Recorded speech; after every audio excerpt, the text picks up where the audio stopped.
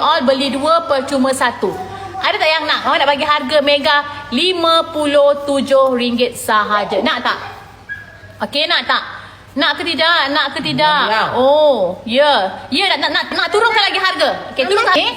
50 tak dapat dia ni. 2 ni 50, bayangkan dapat percuma apa? Percuma body mist. Dia memang wangi. Memang wangi gila. Okey, nampak? Awak pakai.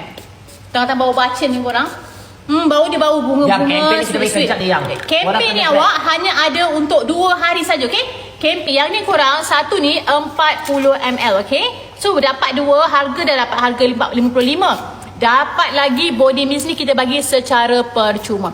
Yang tak pakai makeup mama tak kisah. Tapi sunscreen korang wajib pakai. Kenapa? Orang yang tak pakai sunscreen korang, muka dia akan cepat nampak aging, cepat naik pigmentasi dan cepat nampak kusam. Kita tengok korang.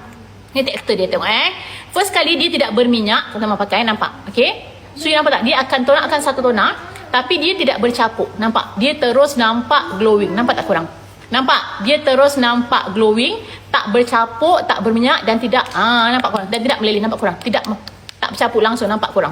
Okey, dia akan tonerkan satu toner pada warna kulit asal. Yang penting dia rawat skin barrier. Yang ada jeragat, pigmentation, dia akan bantu untuk rawat kulit itu, okey? Salam mama, dia kata dah beli sunscreen tu dan moisturizer collagen sangat bagus kesannya. Thank you korang. Yes korang. Sangat dah bagi ni. Tak apa-apa, kita bagi harga pengenalan sebab kita kan jeruk dah habis. Jeruk dah habis. Kita bagilah harga murah sikit.